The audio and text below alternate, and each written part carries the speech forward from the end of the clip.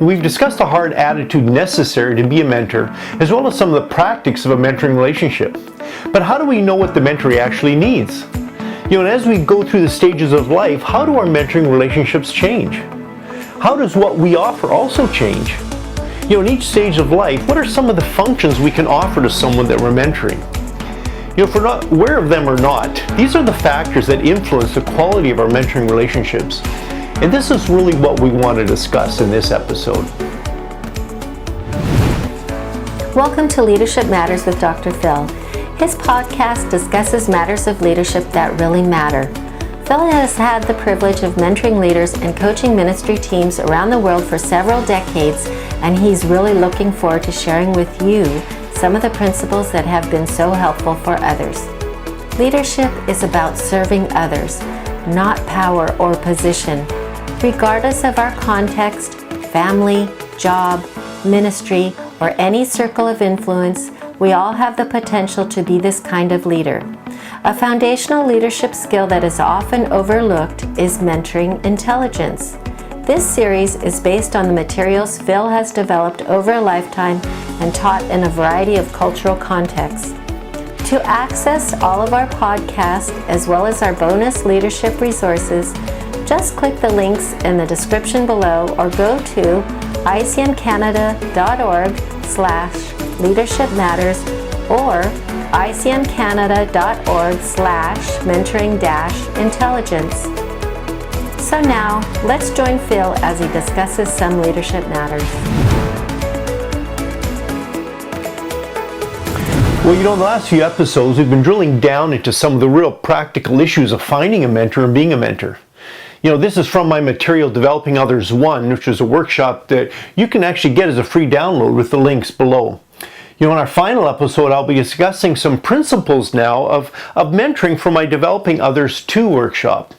It's kind of an advanced seminar, and I would typically teach this material after my initial seminar, and then I would return, after attendees had already begun mentoring someone, typically. Our remaining episodes, I'd like to introduce you some of this material, which includes, what do we do when we can't find a mentor?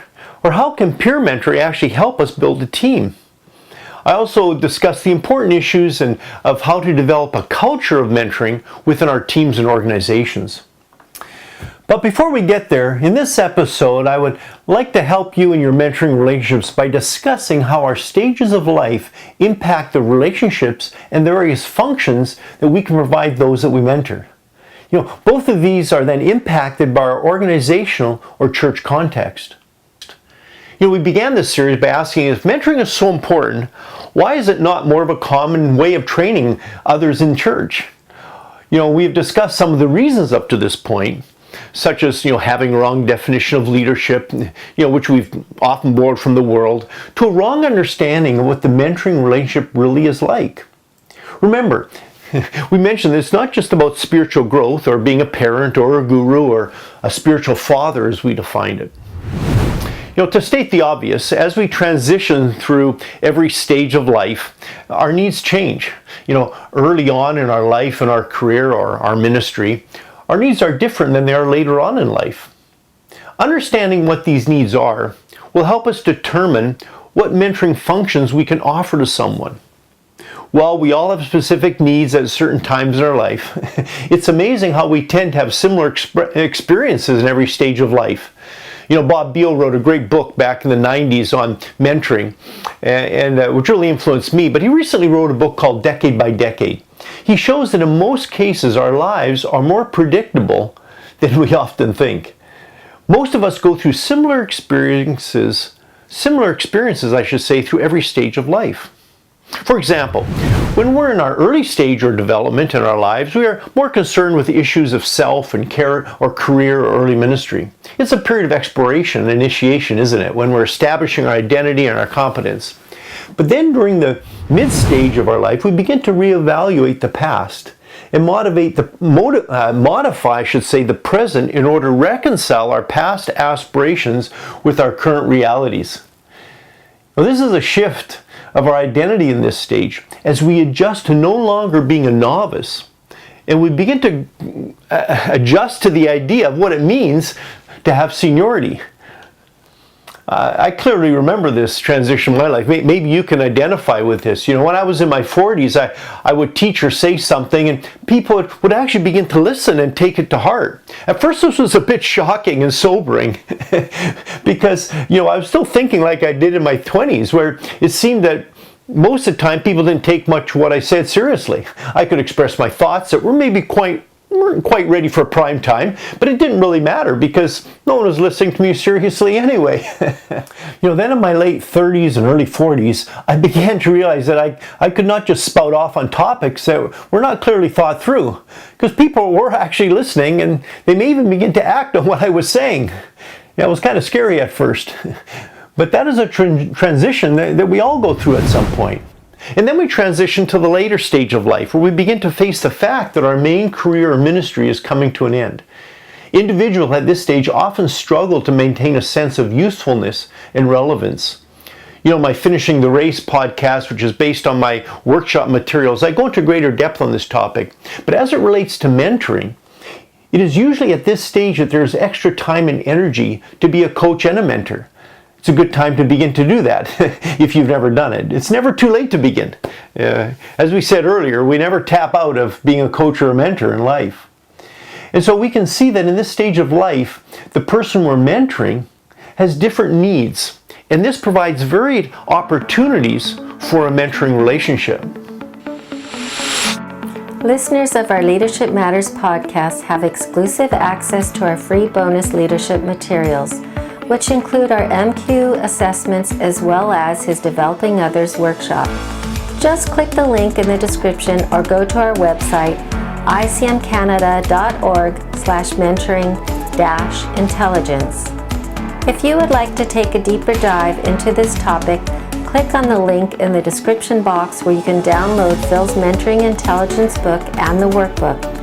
In it, he discusses the key factors that affect our mentoring intelligence and then offers a practical mentoring model which leaders have been using for decades around the world.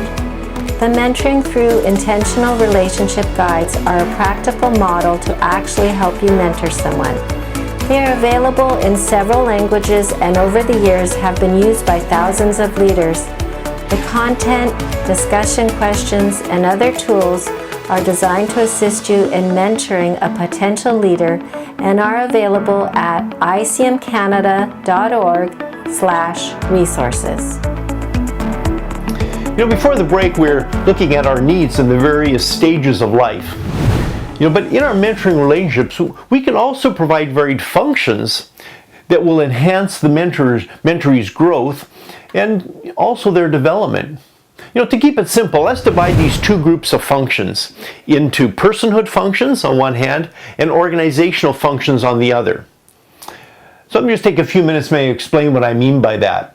You know, personhood functions are those aspects of the relationship that enhance a sense of competence, you know, a sense of clarity, of identity, and effectiveness in a professional role. You know, these affect the individual on a personal level, building self-worth inside and outside the organization. Interpersonal relationships that foster trust and intimacy are conducive to this type of personhood growth. Now, on the other hand, organizational functions can either be career or ministry oriented, and these are aspects of the relationship that enhance the learning, you know, kind of learning the ropes and preparing for advancement in the organization. Now, these serve to advance the individual in the organization and are usually made possible through a relationship and experience of a senior leader. So let's look at each of these functions now in greater detail. So first we're going to look at the personhood functions. You know, as I mentioned, these functions enhance a person's identity and what is possible in their career and ministry. Now, there are several functions that are possible, and these range from being a role model, to being a nurturer, to kind of a counseling type of relationship, and even a friendship. And we all have certain roles, you know, role models in our lives. You know, there's usually persons who are already achieved something in their life, and we aspire to that. You know, we see something in them that we would want to replicate. You know, this is an important function in the mentoring relationship. That's being a role model. Another personhood function is that of a nurturer. You know, and this occurs as the mentor supports and encourages the mentoree as they develop competence. You know, the acceptance and confirmation that we as a mentor can provide to someone helps the mentoree then develop their own personal and professional life. As the mentoree also shares personal concerns and has the opportunity to share their anxieties and fears that may be detracting from their effectiveness, the mentor provides a certain level of function as a counselor perhaps would. Remember our triangle diagram from a few episodes back, where we discussed the importance of these fundamental tendencies.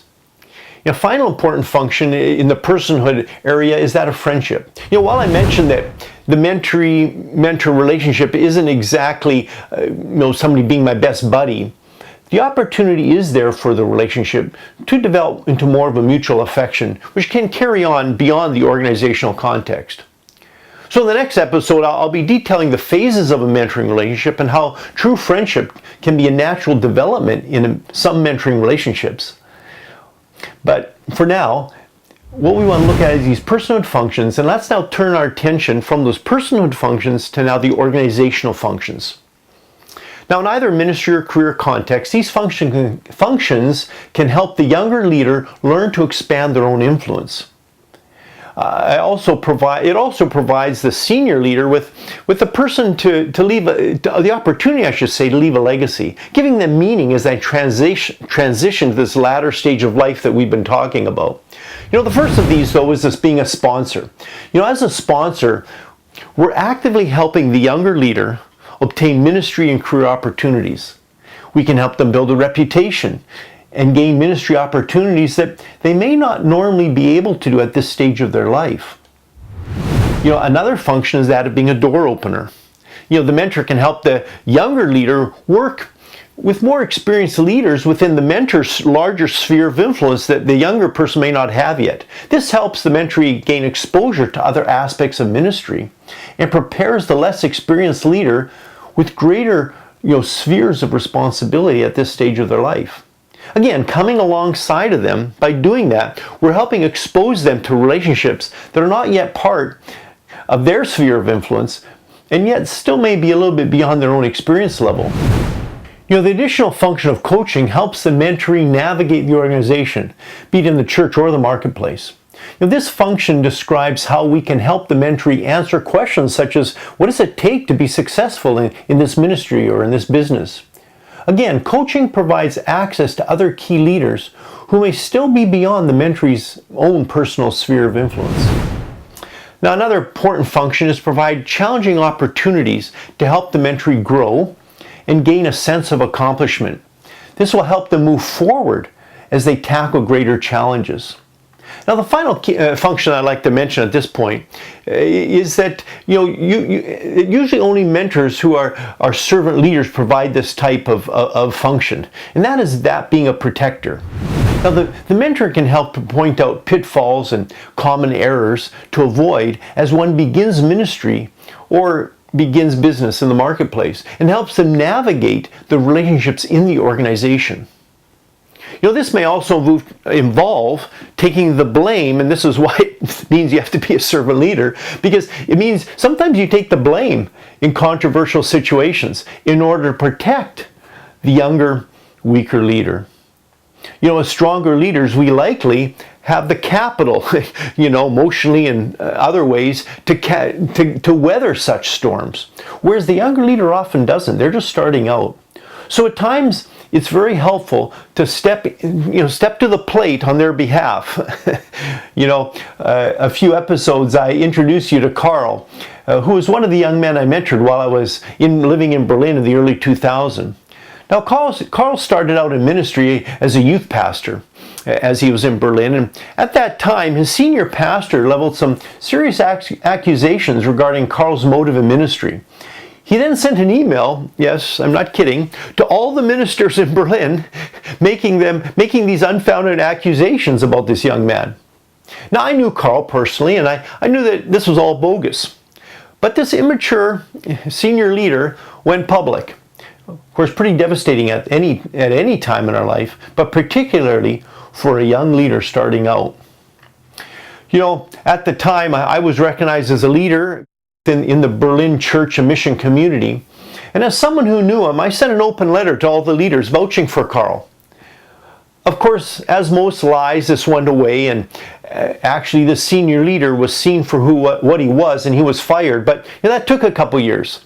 And what if there wouldn't have been someone there to stand up for a Carl at that time? It would have been very, very difficult. It was difficult as it was. But as a young leader starting out, it was brutal. But providing this function of protection means that we have our mentorees back and we can use our greater influence to protect their reputation, from these, quote unquote Sauls throwing spears at them. So we've been looking at how our needs through the stages of life impact the functions that are most important at any given time in our mentoring relationships. Both the mentor and the mentoree are affected by where they're at in life and what their own personal concerns are regarding their self, their career, ministry, their family. And over time, the range of functions, though, changes as the individual's needs also change. That makes sense, right? For example, a young minister may need less coaching and more sponsorship as they develop. And then the level of effective communication skills also, though, has a huge bearing on what is offered in the relationship. Can both the mentor and the mentoree effectively listen, give feedback, manage conflict and competition, and so on? Another factor that impacts the level of the mentoring relationship is the person's attitude towards authority, the opposite gender, how they deal with the opposite sex, as well as their own mentoring experiences. So to summarize, there are three main factors at play in determining what functions will be provided. First, the level of the individual's needs will determine what functions are desired. Secondly, the interpersonal skills of both parties will also have a direct impact on the range of possible functions. But there's a third factor that has a significant impact on the mentoring relationships. Unfortunately, in my experience, this is often overlooked. Yet this has to do with the context or the culture of the organization in which the mentoring relationships are embedded. This has such a significant influence that I'll spend the next 2 episodes unpacking this subject. Mentoring relationships are impacted by the kind of relationships that are valued within the organization or church, or if there's a spirit of collaboration versus, say, one of competition. What is rewarded in the organization, individualism or team? Is an answer to these questions that gets to the heart of the importance of the context of where these mentoring relationships are embedded. For example, the level of opportunities or relationships between different levels of leadership is an important indicator regarding if mentoring relationships will be forged and fostered or encouraged. You may not have realized the connection here between organizational culture and mentoring, but that will be the focus of our discussion next time. And as always, I hope you're going to join me. But before then, I'd like to leave you a few leadership matters to consider. What stage of life are you at? And how does this impact the needs you have for a mentor? And how does your stage of life impact what you have to offer as a mentor? Which of the functions listed have you been able to offer someone else? And what new areas do you see you could offer someone else? Thank you for listening to Leadership Matters. If this has been helpful, please remember to like, subscribe, and share us. Doing this will enable others to benefit from this material as well. If you would like to partner with us to provide these materials to leaders who cannot afford them, please go to icmcanada.org/donation.